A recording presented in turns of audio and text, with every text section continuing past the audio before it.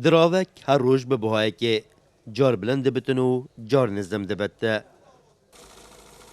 لیرا ترکی بردام بهای خوب برانبر دلارش در زدته و وی چنده زیان به بشکا بازرگان بازار پارگوهران دایه. لیره ترکیه به گشتی هم بیشن هر کسی که بازرگانه که زا خدا اپلاس ایناتیه اوی گل معاملات پاره ترکیه کری جبر کو پاره که باری داخل که نه هلایه شب گورانکاری زیاده بسرداد کردن سپیده بشن ایواری ده رجاک گیم کری دبتا سپیده سعی گورانکاری یک زیاده بسرداد خود پاره ترکیه باریا بر اینو که کسی به نمای مثلا کراتو فروشت پاره ترکیه به 900 آبی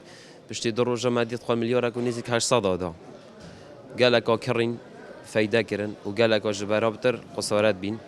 راستی ما بخواج منویریان بکرن 2 میلیارد کو 800 مقام بکرن نکو پی وبشت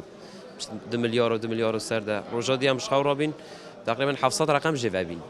بی سبب خسارت یا گلکا اف بازاره جی کو بکرین وی هولاتین ترکن سستر بویو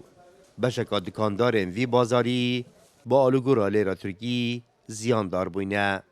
خو حاجی پوری قفلوتی ضررك ما زال بيكات مثلا از بخوش شخصا که شون من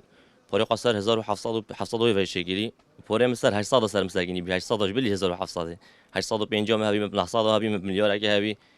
تقریبا دوری 45 رقم بی پوری ده خسار بیم خلال 5 ساعات طبعا دوشنبه بورصه و خلال 5 ساعات 600 رقم جوابین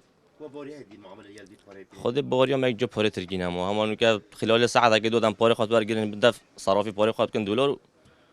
ضرر همین ضرر انو که پاره ترکی هولاتین ترک جی جبر به بوهابونا درا و ولات وان مینا بره نشن بازاری بکنو روشا جیان ترکیا جی بخراب دنه دیار کرن. روزی 20,000 بی 100,000 بی 40,000 ما بومه پشتی $7 گیرم به ایجا نمو همش خطاات بین هدیکت نشه بی هر شو بده عالم نه سیک وقتی والا بی کس نبی همین مقدوری هم دلارات کلیتی بده پرمت شما $. هم تی پولاتی که تاخی $. که بد